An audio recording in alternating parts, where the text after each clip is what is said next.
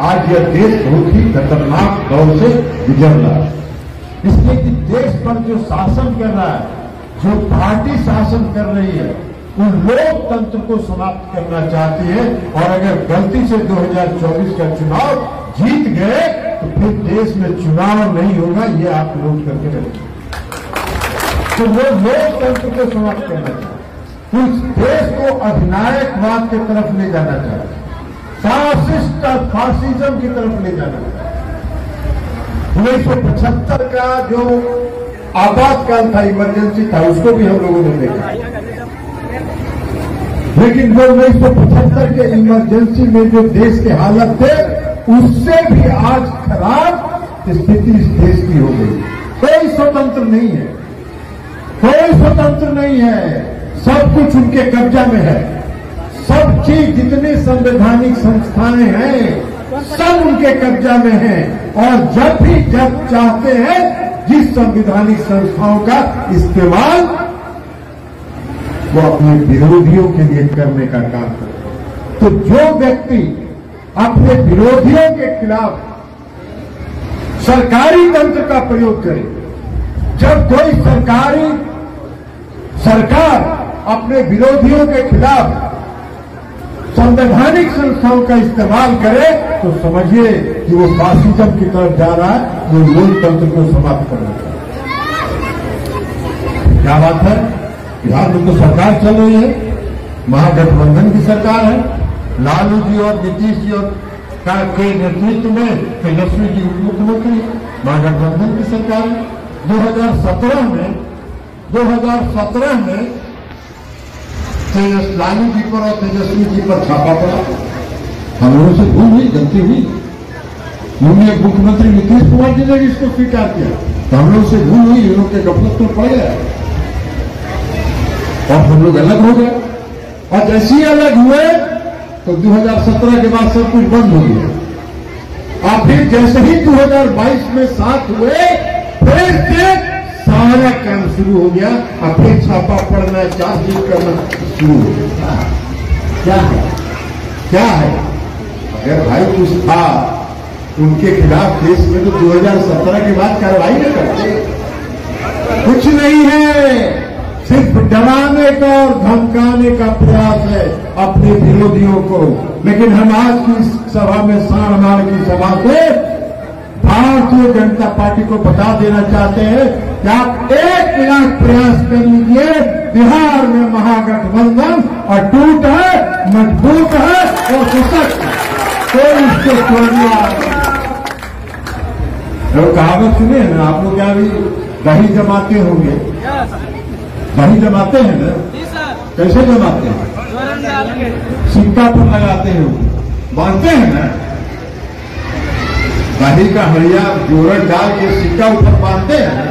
और जब दही जम जाए तो उसमें से खुशबू सोना सोना आने लगता है।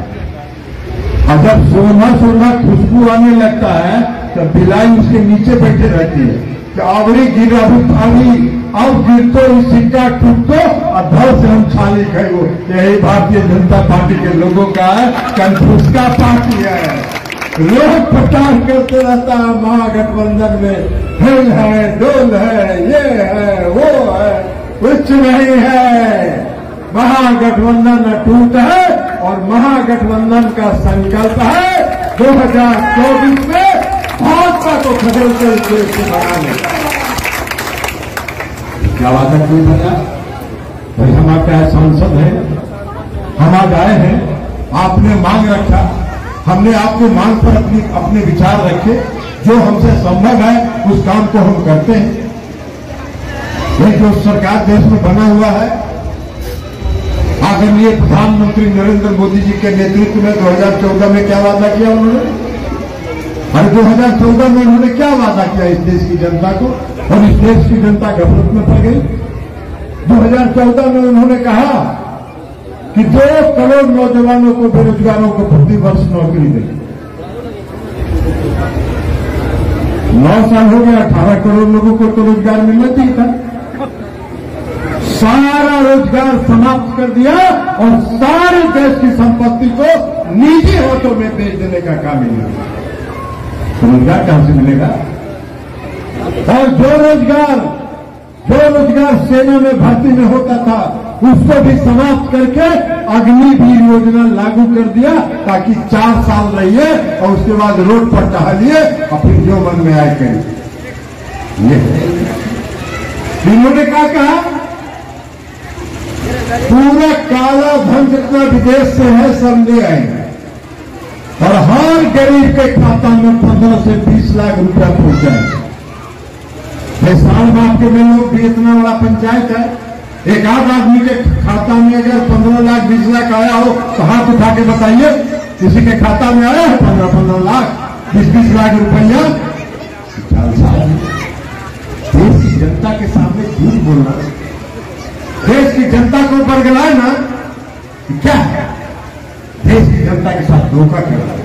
अब आजकल क्या बोल रहे हैं? आजकल कह रहे हैं कि प्रधानमंत्री जी जब विदेश जाते हैं तो पूरा विदेश में भीड़ जमा करवा के मोदी मोदी मोदी मोदी का नारा लगवाते, कहते देखिए कितना सम्मान देश का बढ़ रहा है। अरे देश का सम्मान बढ़ रहा है कि आपका सम्मान बढ़वा रहे हैं? और देश की जनता भूखी है, बेरोजगारी फैल रहा है, महंगाई फैल रहा है, महंगाई चरम पर है और आप उसको दूर करने का प्रयास नहीं करते। इसलिए उनके गलत में मत पड़िए। ये कन्फ्यूजन पार्टी है, अभारी माया भी है, माया जाल इतना कड़ा फैलाएगा कि कोई ठिकाना नहीं है। कभी गफलत में नहीं पड़ना है और 2024 में एकजुट होकर इनको देश से भगाना है, इनको देश से भगाना है, ये संकल्प है। अच्छा, आरक्षण की बात कर रहे थे, अब ये सोचिए कह रहे थे आरक्षण अति पिछड़ों का आरक्षण है, उसको समाप्त करना चाहता है पंचायती राज व्यवस्था में। क्या कहा था 2019 में के पहले 2015 के चुनाव में आरएसएस के चीफ मोहन भागवत ने उन्होंने कहा था कि आरक्षण व्यवस्था पर पुनर्विचार करने की जरूरत है। आरक्षण व्यवस्था पर पुनर्विचार करने की क्यों जरूरत है? आरक्षण इस देश की जरूरत है और इस देश की मांग है, आरक्षण इस देश की जरूरत है और रहेगा, तो इसलिए आरक्षण को समाप्त करना चाहिए। नीतीश कुमार जी जातीय गणना करा रहे थे, आर्थिक गणना करा रहे थे, एक एक घर में किस जात के किस समाज के लोग हैं, किनकी आर्थिक स्थिति खराब है, सबके बारे में योजना बनाने का काम वो करते थे। उसको बैकडोर से पिछले दरवाजे से एक गाजियाबाद के आदमी से केस करवा के उसको रोकवा देने का काम। तो ये इनकी मंशा, ये इनको देश को चलाने का, ये देश को पूरे अपने कब्जा में रखना चाहते हैं, अपनी मुट्ठी में रखना चाहते हैं और देश के लोकतंत्र को समाप्त करना चाहते हैं। इसलिए आपको सजग रहने की जरूरत है, सतर्क रहने की जरूरत है।